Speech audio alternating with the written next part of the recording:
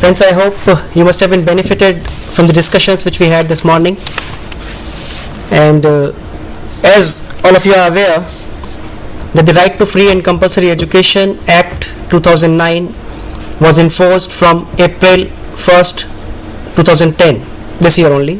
Many of the states are developing the model rules to be articulated and to be notified in their respective states.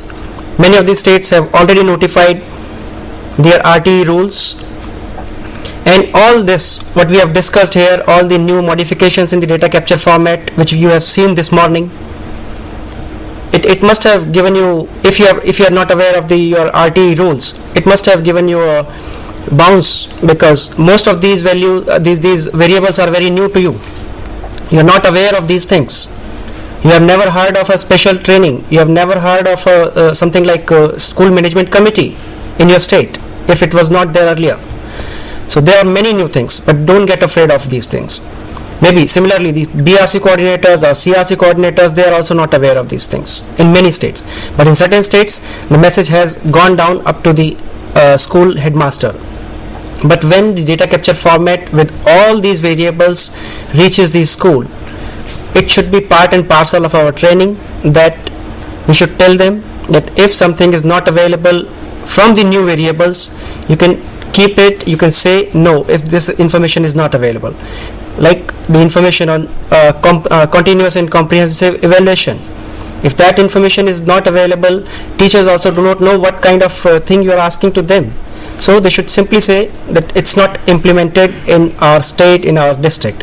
And these decisions, when we go for all the government schools, you would find that if something is implemented in a particular district, it is implemented in all the schools and not in a few schools.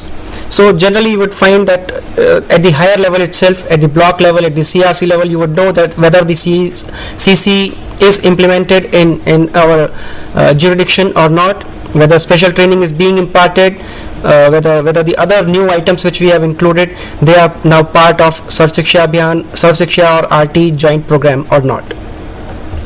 So I would in fact like to emphasize once again on some of the new variables, and in fact very important ones, because you would agree, why did we change the data capture format this year? In fact, in many of the states, many of these things, the RT norms are not in place as of now when we are collecting the data. As you would know that the data will be collected, will be recorded as on 30th September. So I would just like to highlight here and make it a point that if you are going for data collection in the field, maybe in the month of October or November or December, whenever you are going to school, the data should be recorded as on 30th September. The enrollment part of it, the number of teachers in the school, the facilities available in these schools should be recorded as on 30th September and not when you are visiting the school. So it makes a lot of difference while we calculate this data, and you should make it very clear. It should be part of your training that the data is to be recorded as on 30th September. So friends, some of the new modifications which we have done, just like to emphasize once again on those variables, because all those terms and terminologies are very new to all of us. It's still evolving, and we would hope that the states will provide their guidelines in these and provide directions to all the BRCs and CRCs in this matter. First of all, and which is the most important one, the coverage of DISE has now been extended to unrecognized schools. Till now, our mandate till the year 2009-10, our mandate was to collect data only from recognized schools imparting elementary education. As of now also, our mandate is to collect data only from recognized or only from elementary schools which have got some part of elementary education attached to them. That means all those secondary and higher secondary school also which has some part of elementary education, if they are having classes 1 to 10 or 1 to 12, they are known as secondary and higher secondary schools, but all such schools should be included here. Number 2, the coverage has now been extended to all the unrecognized schools as well.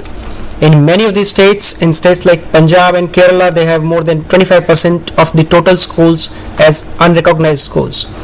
In the state like Delhi and Rajasthan, Andhra Pradesh, there are large number of unrecognized schools. So now our responsibility and the coverage has to be extended. We will now have to collect data from all such schools which are imparting elementary education. There would be schools which are running only pre-primary sections, which are also known as play schools, which do not run classes 1, 2 and 3 or 4 or 5.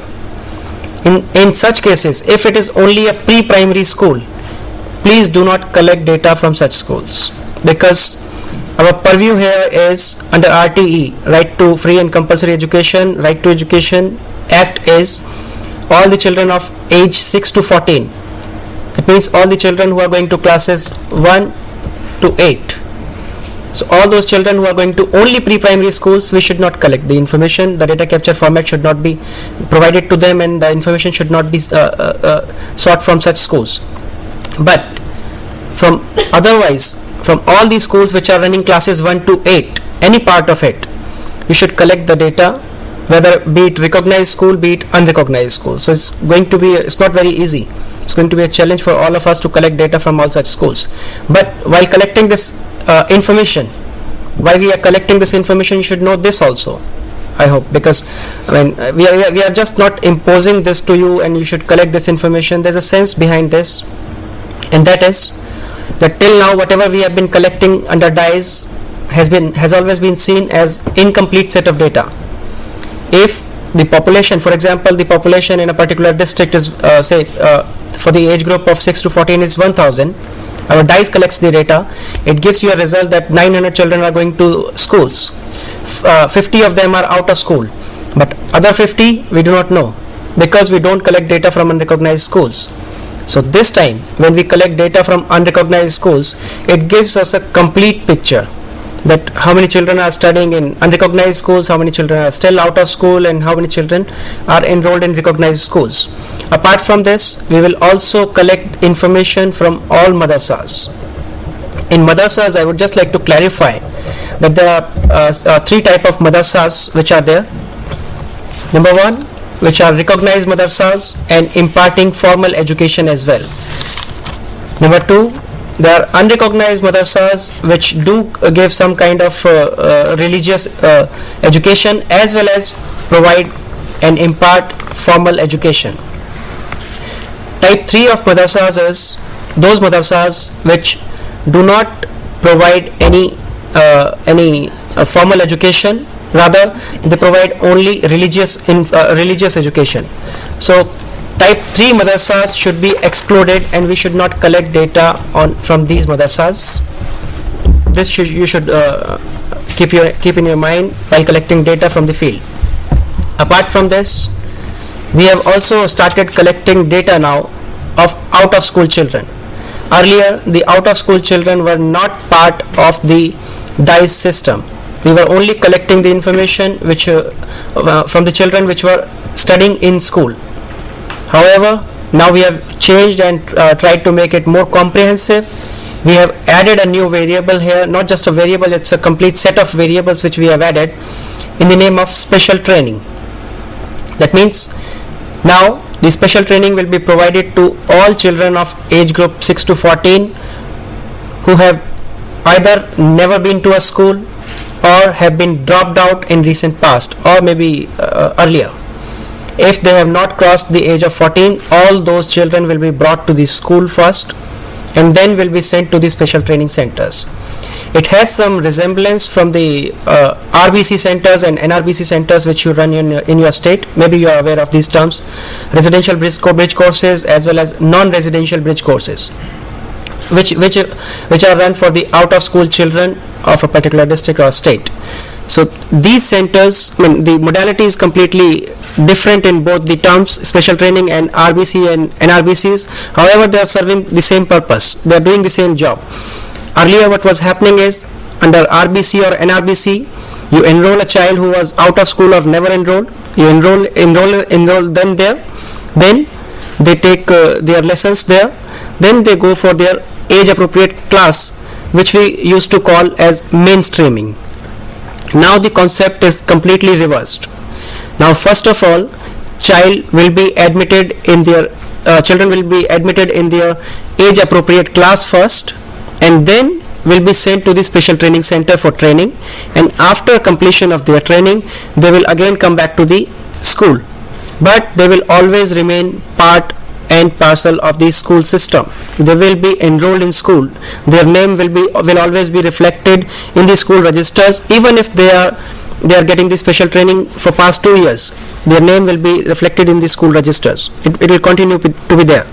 And then if they match the level of their as per their age appropriate class, they will be sent back to the normal class, and they will then continue their studies. The detailed information on what kind of special training is being provided, who is providing the special training, and what type of special training being provided, whether residential, non-residential, how many children are admitted in the current academic session, how many children completed the special training, all such variables may not be applicable this year itself, because you are already running your RBC centers, NRBC centers, and children are not yet enrolled. You have not notified your RT rules as yet. But in certain states this information would be available, and I would request those states to emphasize on these new variables and try to capture all the information which is available in these schools. The third and the most important, another important one which we have added here is number of instructional days. Earlier also we used to collect this information, number of instructional days in school, but as RT stipulates separate number of working days, number of instructional days for primary and upper primary, we have now separated it out for primary and upper primary level, because earlier when we collected this information, if there was a school which was running classes 1 to 8, we used to get only one figure, that number of days school function. Now, and we also understand that the school may function for different number of days for primary and upper primary sections. Generally it happens so that the primary sections are are run for the lesser days than the upper primary section.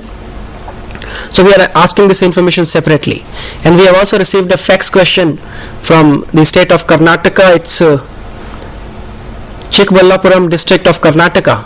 They have asked this certain information, that it was not very clear to them that how many number of days have been defined under RT. In your model rules also you would define, but as per the model rules of the central government, it says, as per the RTE Act in fact, it says that a primary school should function at least for 200 days in a year, and an upper primary school should function for at least 220 days. That is why we are asking this information separately. Similarly, there have been stipulations on number of working hours for teachers, teaching hours for teachers. Those also we can calculate from the information which we are capturing. Maybe it was also not very clear to them, to you, as what are the school hours, what are the children hours, and what are the teachers hours.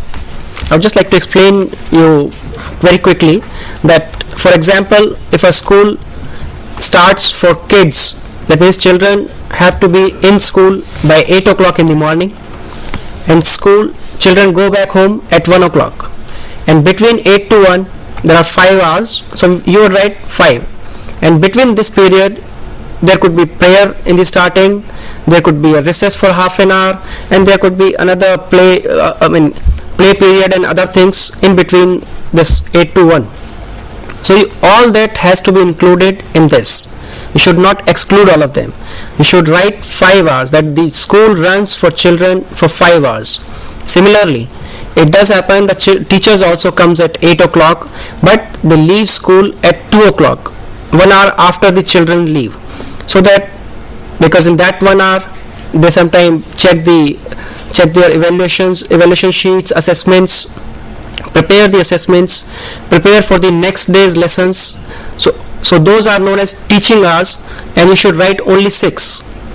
You don't have to calculate this information for the entire year and then make the average of it and then put it there, because you for every school there would be certain timelines, that school will start at 8 o'clock, will end at 1 o'clock. So you'll have to take that only in mind. Sometimes it happens so that there are different timings for summers and winters. There are two type of timings, and even number of hours change. There